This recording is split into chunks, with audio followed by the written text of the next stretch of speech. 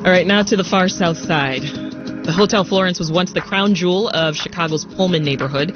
Back when the area was best known for the Pullman Railcar Company, the red brick building was where the city's movers and shakers came to stay, dine, and be seen. The hotel even had its own bar and a private suite just for George Pullman.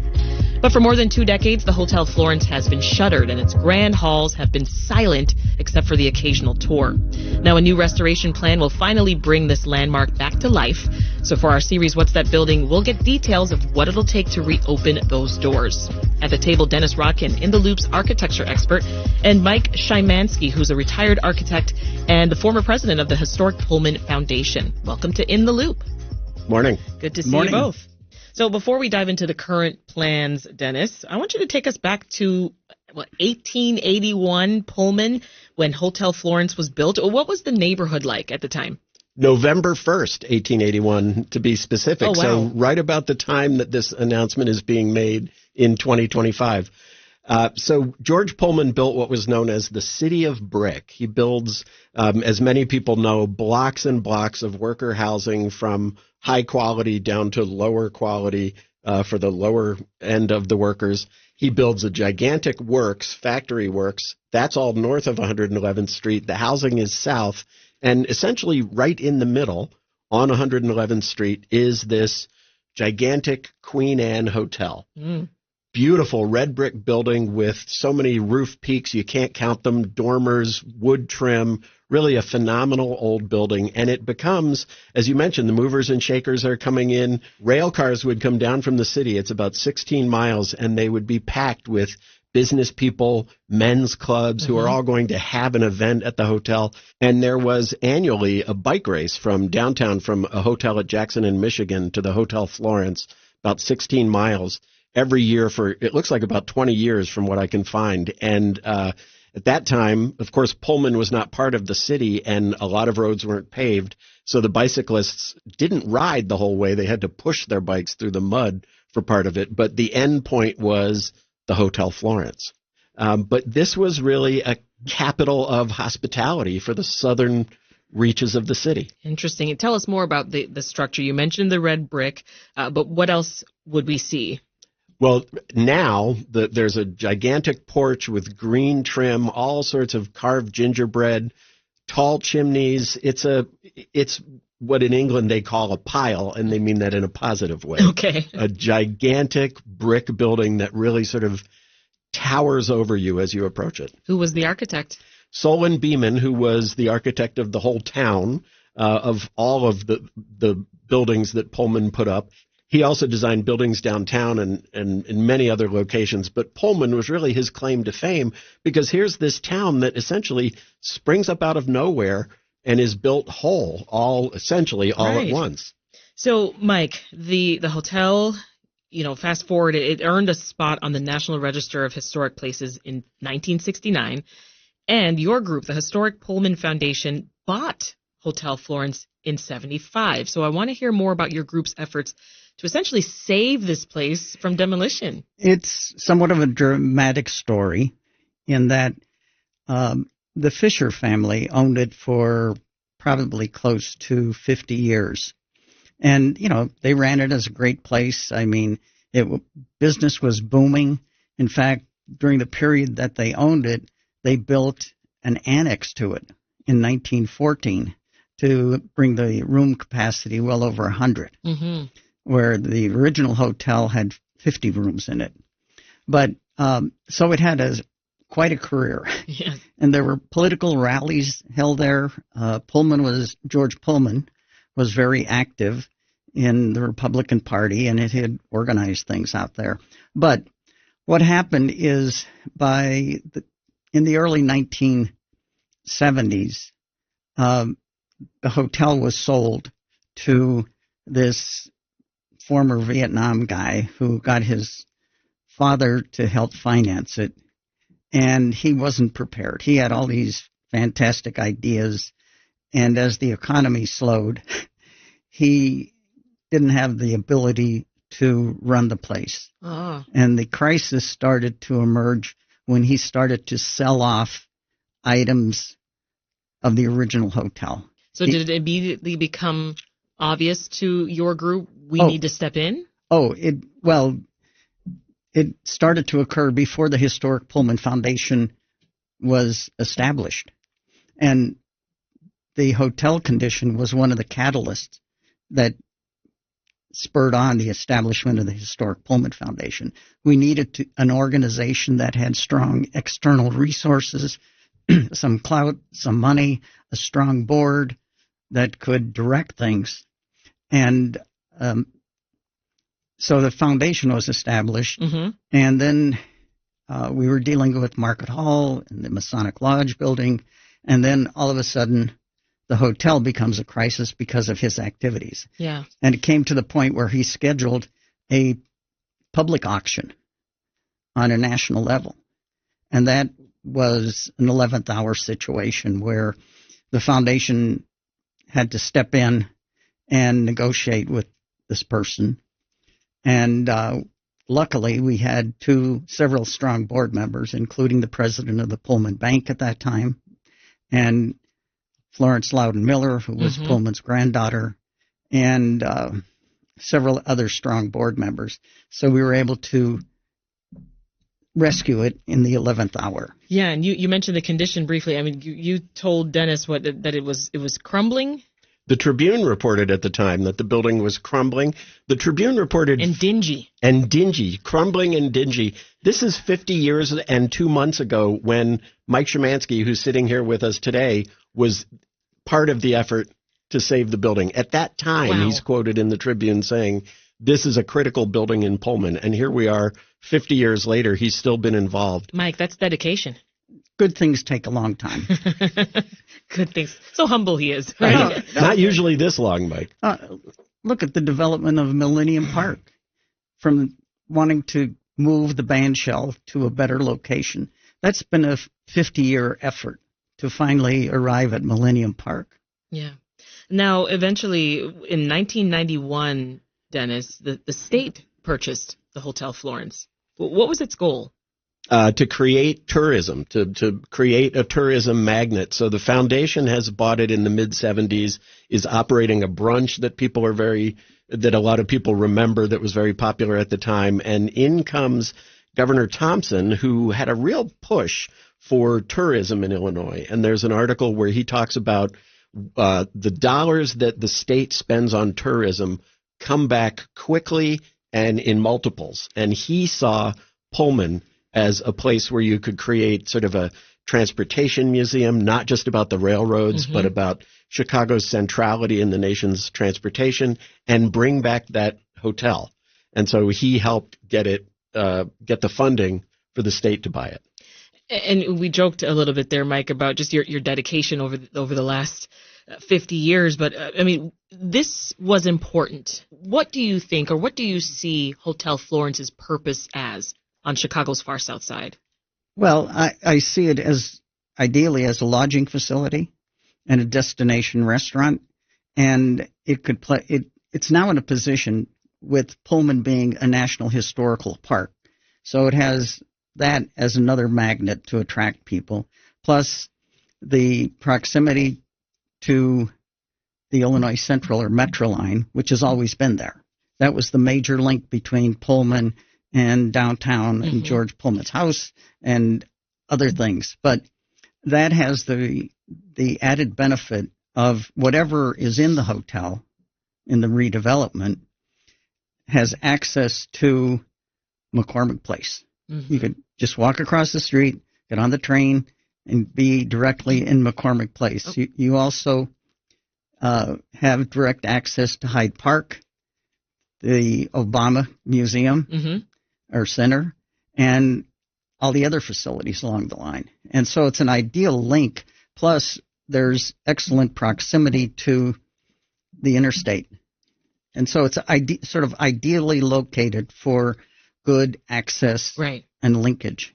And, you know, the other thing we should say about proximity is an awful lot has happened around Pullman in recent years. There's the 10,000-seat House of Hope Church that Reverend Meeks built. There is a new Hampton Inn coming in. There's Harborside Golf.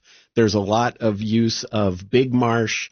There's shopping, there's Walmart and others that have all come in around the area. So for any of those, maybe not Big Marsh, but for a lot of those, bringing in traffic, bringing in people, here would be a restaurant and a hotel. Hey, if you just got here, welcome. This is In the Loop. I'm your host, Sasha-Ann Simons, and we are learning more about the Hotel Florence. That's because there's a new restoration plan just announced by our governor that could finally bring this hotel back to life. And we're getting a history lesson from Mike Shymanski, who's a retired architect and urban planner, also formerly of the historic Pullman Foundation, and Dennis Rodkin, who is In the Loop's architecture guru. So, Dennis, let's talk about that announcement. There had been this push to renovate the building, of course, and Pritzker announced Celadon. That company has won the bid to fix it up. So what should we know about the developer? It's an interesting team. It's Celadon is the developer, and Farr Associates, the architecture firm, are together on actually a project that encompasses both the hotel and a factory building across the way that hasn't been redeveloped in all this time. Music venue, performance venue in the factory building, complemented by the rebirth of this hotel. The overall plan is about $89 million, and I don't have a breakdown from Celadon how much is the hotel and how much is the other building. Both of them are very welcome developments. And for Celadon, this is kind of in their backyard in a couple of ways.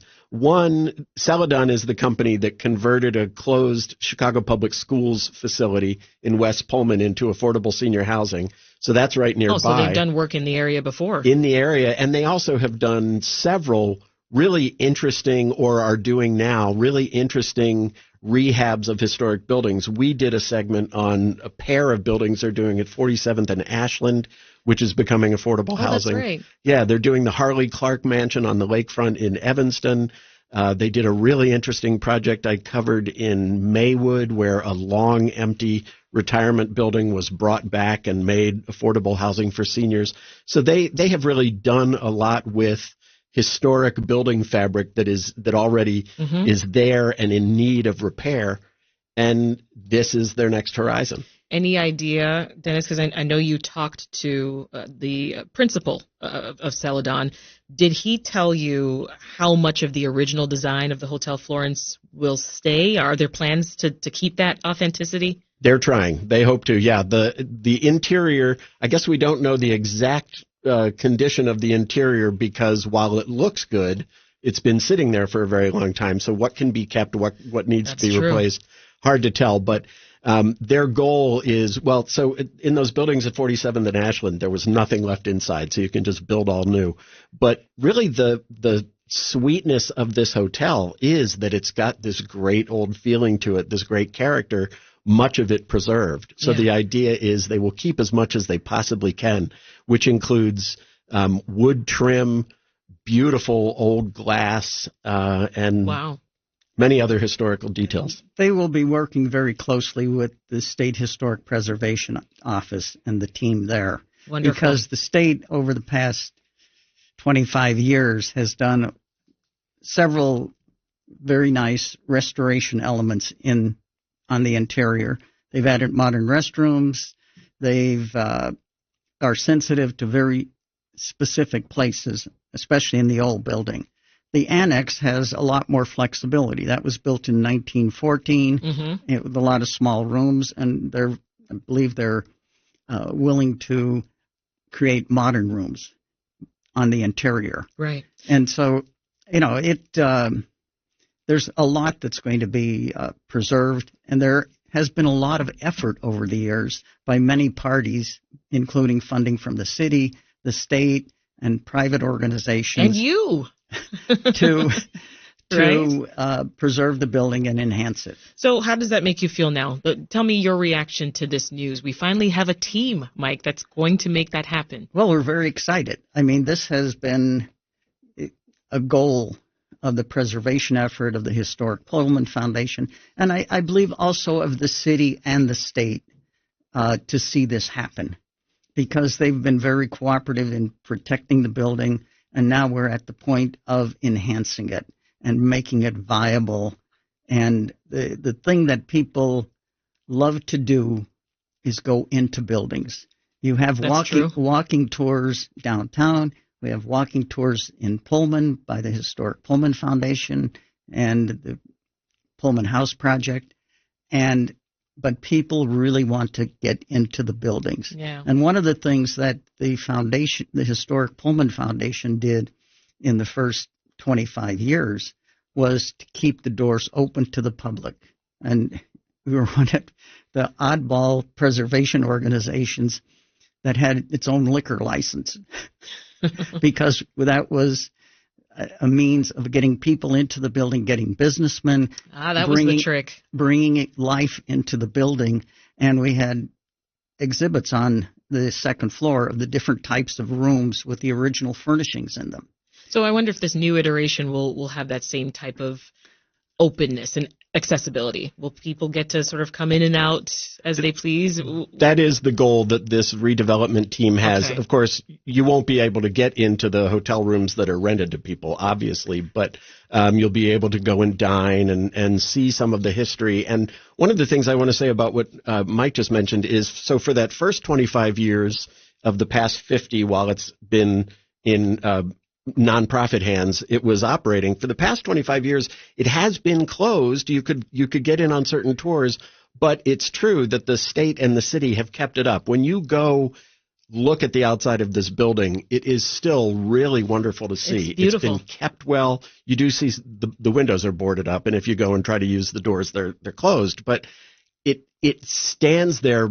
It evokes nostalgia just when you take a look from the outside. So going inside is really going to satisfy that. You're going to see all this restored interior, Yes. have dinner, have lunch, whatever it is, and really enjoy that 1881 setting. Yeah. And the thing is that the state, as well as a local friends group, have supported efforts.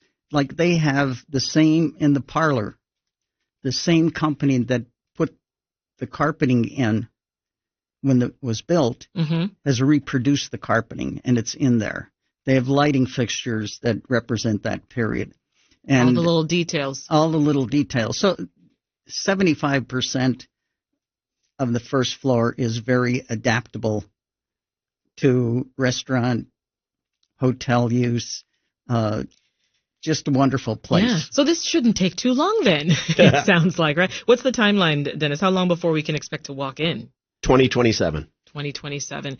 And, you know, as we talk about the beauty of Hotel Florence, I think some folks, even if they haven't maybe, you know, driven by in Pullman and seen it in person, they might have seen the building on screen, right? In fact, just this month on Netflix, if you've been watching Monster, it's in the cool. Ed Gein story. It's the asylum that he is assigned to. But it's also been in the early 1990s when there was an Untouchables TV show based on the movie that was shot in Chicago. The Hotel Florence was in it. And it's also used in The Road to Perdition, which is really one of the best movies for Chicago locations. Absolutely. Yes. The Untouchables would go farther, and Blues Brothers and a few others, but The Road to Perdition used this as a mansion. Wow. 2002 with Tom Hanks and Jude Law. Really, once again, a movie that really uses locations in Chicago well, and in particular the Hotel Florence. So 2027, the three of us ought to meet up again and go have lunch. Absolutely. I'm for it. Let's do it.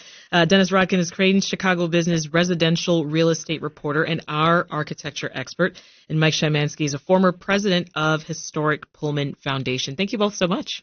Pleasure. Thanks, Sasha. And that is it for In the Loop. I'm Sasha-Ann Simons. Thank you so much for listening. Have a great day. Say More is up next.